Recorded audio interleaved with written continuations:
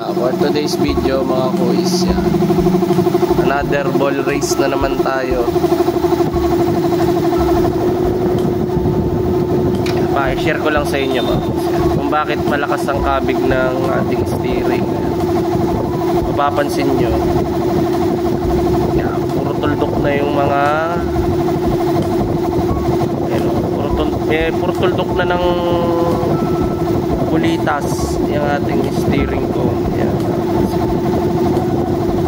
Bakit malakas ang kabig ng ating manibela? Kalakalawang na. Tapos share ko lang sa inyo mga kuis ito. Kung may alam kayong mga hydraulic shock, magpalagay kayo ng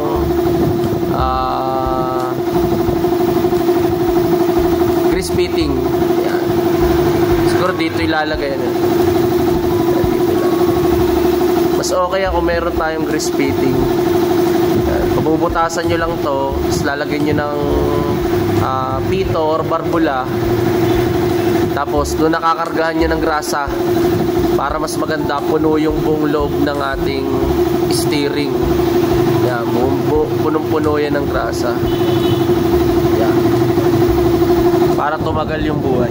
Tapos yan, kinakabit ko mga kuis sa ating ball race, pang ADB na nilalagay ko yan. Tapos meron na siyang parang housing yung mismong bulitas niya. Hindi na siya purong bulitas. Yan. Taas babayan mga kuis. Tapos ito naman yung part number niya, isa-isa. Yan, screenshot niyo na lang mga kuis. Yan. Isa, dalawa, tatlo, apat, lima, anim, saka pito. Yan. Yan yung ating ipanlalagay. Pang ADB. Yan. Maganda ilagay ito mga kuis. Saka hindi kayo mahirapan magsalpak. Pang ADB yung gamit na. Tapos sabi ko nga sa inyo, kung nagpalit kayo ng ball race, mas maganda punta na kayo sa sa mga hydraulic shop. Palagay kayo ng grease fitting. Yan. Mas tatagal kasi yung lifespan ng inyong ball race kung punong-puno ng grasa yung loob nito. Yan.